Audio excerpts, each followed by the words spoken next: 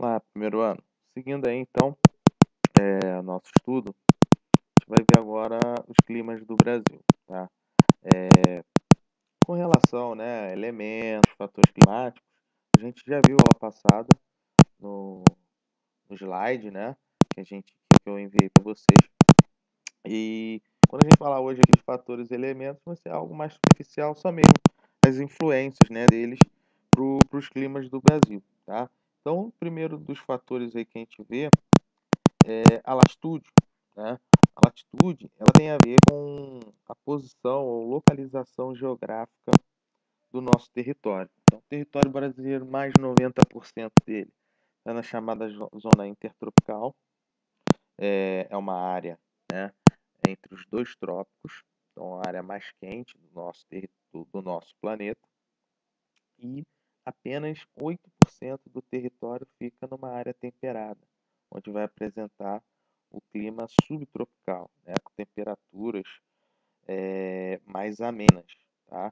E aí você tem uma diferença grande, né, quando você compara. A gente vê no próprio exemplo, Belém, que fica numa área dentro da área intertropical, né, próxima ao Equador, a linha do Equador, médias de temperatura de 26,8 graus.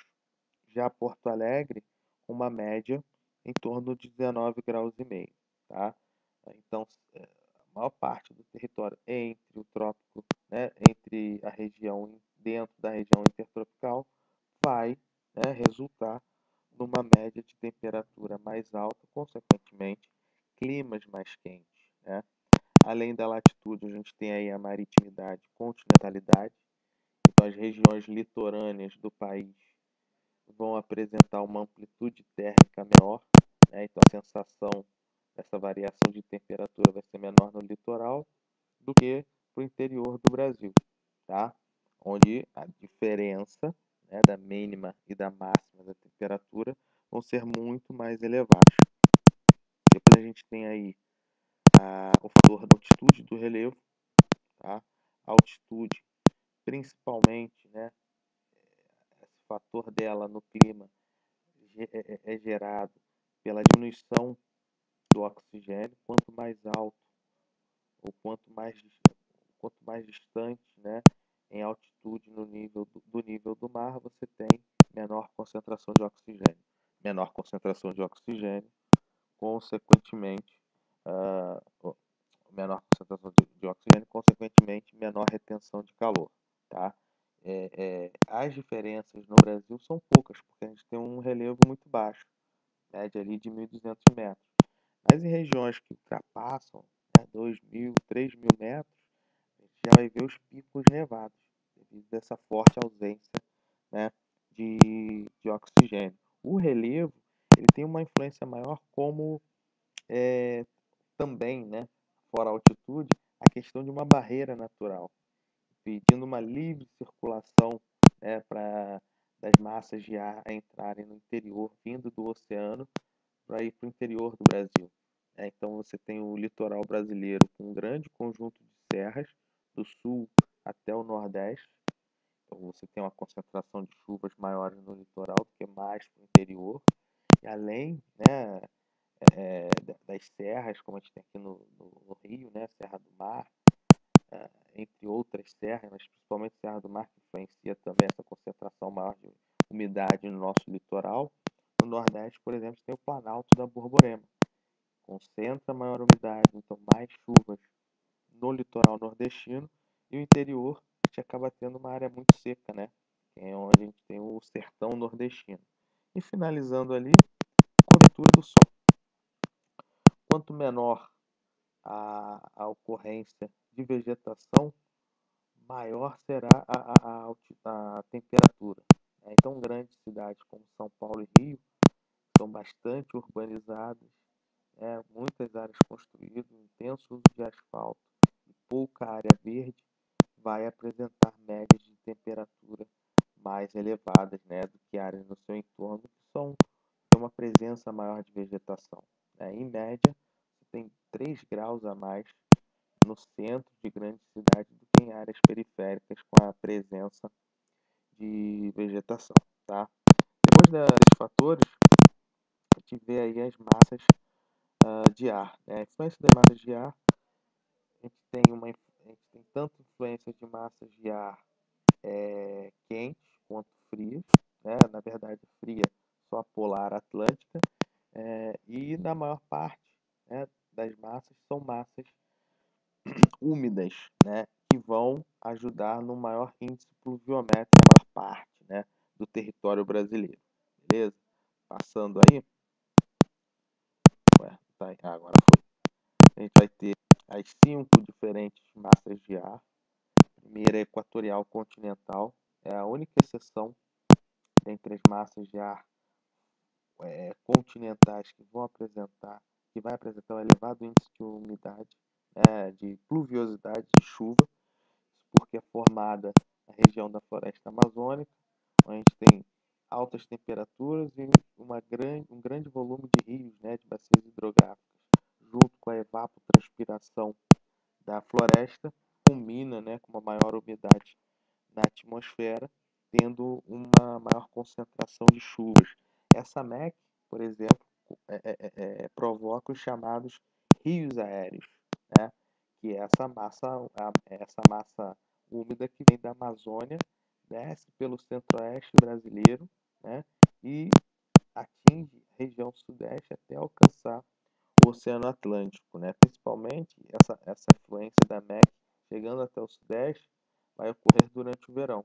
Por isso, os verões, tanto no centro-oeste quanto no sudeste, apresentam um elevado índice de chuvas. Tá?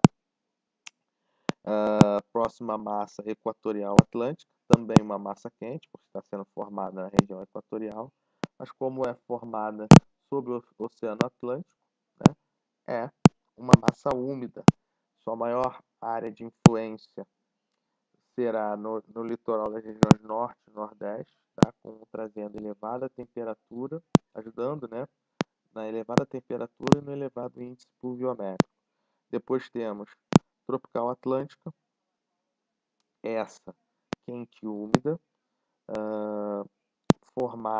formada, influenciando todo o litoral brasileiro, do sul, né, até o nordeste. É uma massa que ajuda também a manter, né, o índice pluviométrico elevado no litoral do país. Depois a tropical continental, quente e seca, né, por ser uma massa continental, ela vai influenciar, né, o sul da região centro-oeste e o oeste das regiões sul e sudeste do Brasil, né, mais interior. Então são regiões mais secas, né, mais afastadas do litoral, consequentemente também índice de chuva mais baixo. E por último, a polar atlântica, fria e úmida, né? É uma massa de ar que vai trazer maior influência no território brasileiro durante o inverno, principalmente sul e sudeste, né? Mas esse frio, a chamada friagem, pode atingir também a região amazônica. Em relação ao nordeste, não reduz tanto a temperatura, mas eleva, né, o índice de umidade, consequentemente trazendo mais chuvas, não só no litoral do Nordeste, como também mais para o interior, né, principalmente no sertão nordestino. Seguindo, nós temos os elementos, né, temperatura, umidade, que são responsáveis também, né, por classificar o nosso clima. A gente já viu, né, na aula passada a influência de cada um.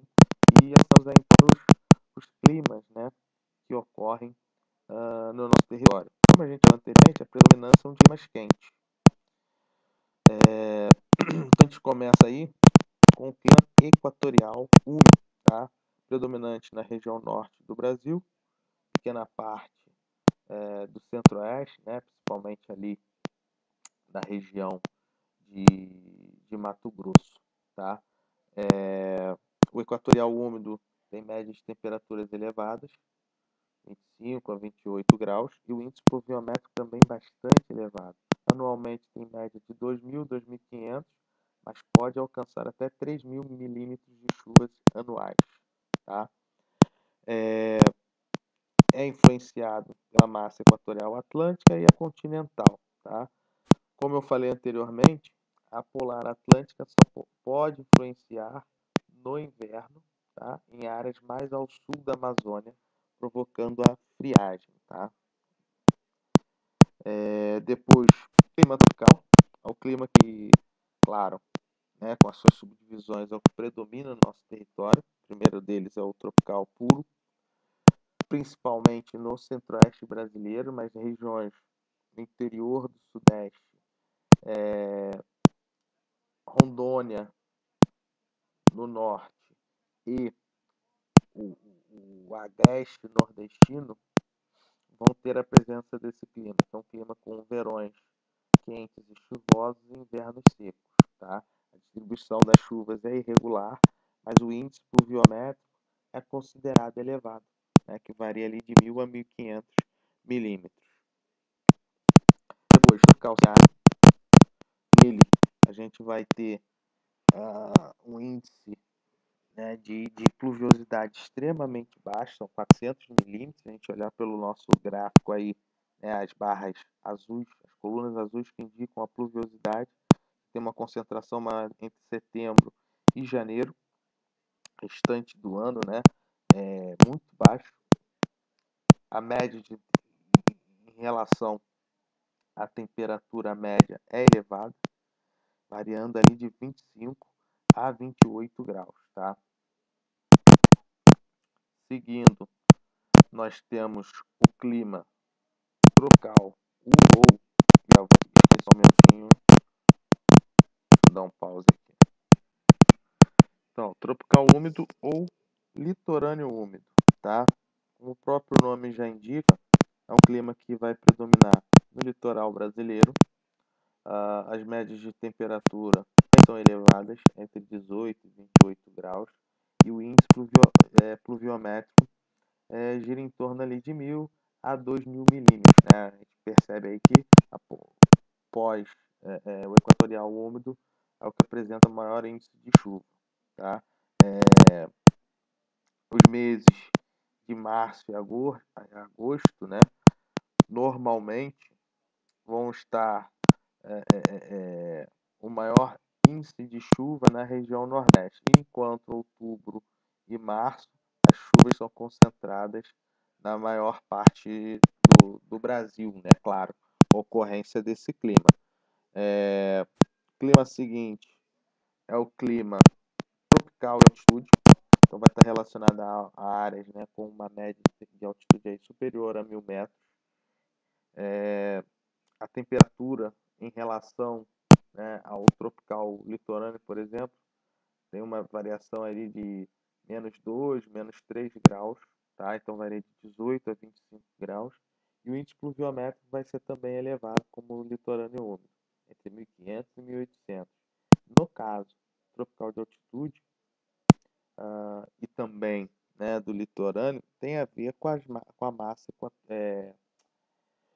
tropical atlântica, né, trazendo umidade para o litoral brasileiro, áreas, né, que além das planícies litorâneas, a gente tem também os conjuntos de serra, por isso tropical de altitude, com índice pluviométrico considerado elevado, tá? Como a gente vê aí no gráfico ali de Campos do Jordão. Próximo a isso, subtropical úmido, tá?